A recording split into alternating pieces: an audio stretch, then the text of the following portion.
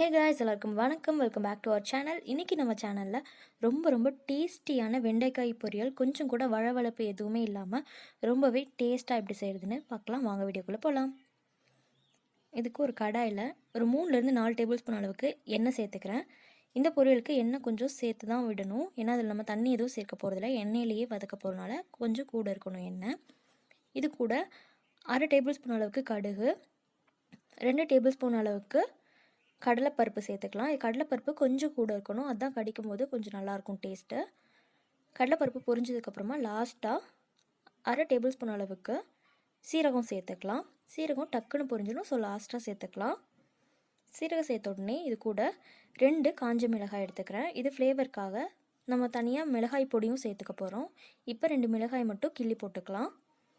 மிளகாயை எண்ணெயில் பொரிய விட்டுடலாம். இது கூட ஒரு பெரிய வெங்காயம் நல்லா சின்னதாக சாப் பண்ணி எடுத்து வச்சுருக்கேன், இதையும் சேர்த்துக்கலாம்.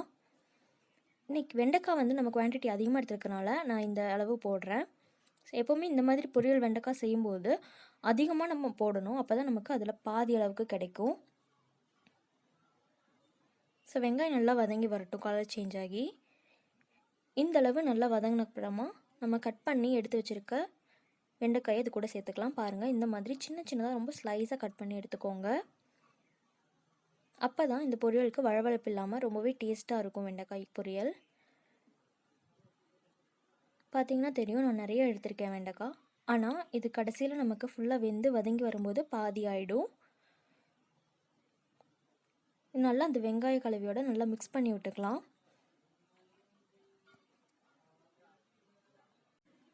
இந்த வெண்டைக்காய் பார்த்திங்கன்னா நல்லா க்ரீன் கலரில் இருக்குது இல்லையா, அந்த ஸ்டார்டிங்கில் நம்ம போட்ட உடனே. ஸோ இதே கலர் நமக்கு ஸ்டே ஆகணும் அப்படின்னு நினச்சிங்கன்னா போட்டு வதக்கும் போதே ஸ்டார்டிங்லேயே ஒரு டீஸ்பூன் அளவுக்கு சர்க்கரை, ரொம்ப வேண்டாம், ஒரு டீஸ்பூன் அளவுக்கு மட்டும் சர்க்கரை சேர்த்துக்கிட்டிங்கன்னா அந்த க்ரீன் கலர் அப்படியே கடைசி வரைக்கும் நமக்கு ஸ்டே ஆகும். ஸோ க்ரீன் வெஜிடபிள்ஸில் கீரை எது செஞ்சாலுமே இந்த மாதிரி ட்ரை பண்ணி பாருங்கள். இது ஒரு சின்ன டிப் தான். ஸோ நிறைய பேர் நினைப்பீங்க எப்படி பொரியல் கலர் மாறிடுது அப்படின்னு. பச்சையாக அப்படியே அந்த கலர் சர்வ் பண்ணும்போது ரொம்பவே அழகாக இருக்கும் பார்க்குறதுக்கும் கூட. ஸோ சுகர் போட்டு மிக்ஸ் பண்ண அப்புறமா இதுக்கு தேவையான அளவுக்கு உப்பும் சேர்த்து வதக்கிக்கலாம். ஸோ வதக்கும் போதே உப்பு போட்டுட்டோம் அப்படின்னா நல்லா குயிக்காக வதங்கி வர்றதுக்கு ஹெல்ப் பண்ணும். அண்ட் உப்பு குறைவாகவே போட்டுக்கோங்க, அதிகமாக போட்டுற வேணாம், டேஸ்ட் பார்த்துட்டு கடைசியாக போட்டுக்கலாம். ஸோ உப்பு சர்க்கரை எல்லாத்தையுமே நல்லா எல்லா பக்கமும் படுற மாதிரி கிளறி விட்டுக்கலாம். இந்த பொரியலுக்கு நம்ம தண்ணி எதுவுமே சேர்க்க போகிறதில்ல. அந்த வெண்டைக்காயில் இருக்கிற ஈரப்பதமே இதுக்கு போதுமானது. அந்த காயிலே ஆல்ரெடி கொஞ்சம் மாய்ஸ்சர் இருக்கும், அதுவே இது வெந்துடும். அண்ட் நம்ம எண்ணெயும் சேர்த்து விட்டுருக்கோம் இல்லையா, அந்த எண்ணெயிலேயே இதை நம்ம வதக்கி எடுக்க போகிறோம். ஸோ தண்ணி இது ஊற்றிட்டிங்க அப்படின்னா அந்த வழவழப்பு உங்களுக்கு வர ஆரம்பிச்சிடும். ஸோ எண்ணெயிலே அந்த மாதிரி வதக்கி எடுத்துக்கோங்க, அதுதான் இந்த பொரியலுக்கு நல்லாயிருக்கும். ஸோ இப்போ பார்த்திங்கன்னா நல்லா வதங்கிடுச்சு, உங்களுக்கு பார்த்தாலே தெரியும் எந்தளவுக்கு வெந்திருக்குன்னு. இது கூட ஒரு சிட்டிகை மஞ்சள் தூள், காரத்துக்கு ஒரு டீஸ்பூன் அளவுக்கு மிளகாய் தூள் எடுத்திருக்கேன்.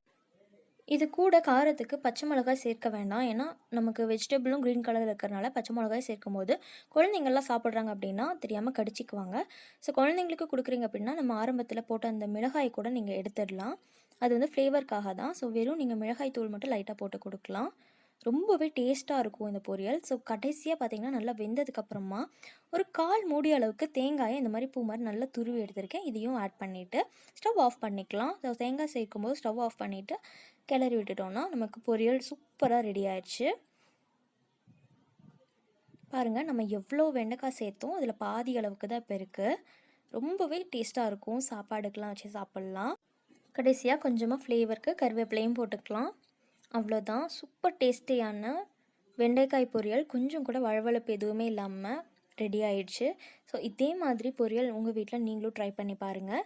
எப்படி வந்துச்சுன்ற கமெண்ட் எனக்கு சொல்லுங்கள். இந்த வீடியோ உங்களுக்கு பிடிச்சிருந்துச்சுன்னா நம்ம சேனலை சப்ஸ்கிரைப் பண்ணிடுங்க, கூடவே இருக்க பெல் ஐக்கானையும் கிளிக் பண்ணிவிடுங்க. தேங்க்ஸ் ஃபார் வாட்சிங். பாய்.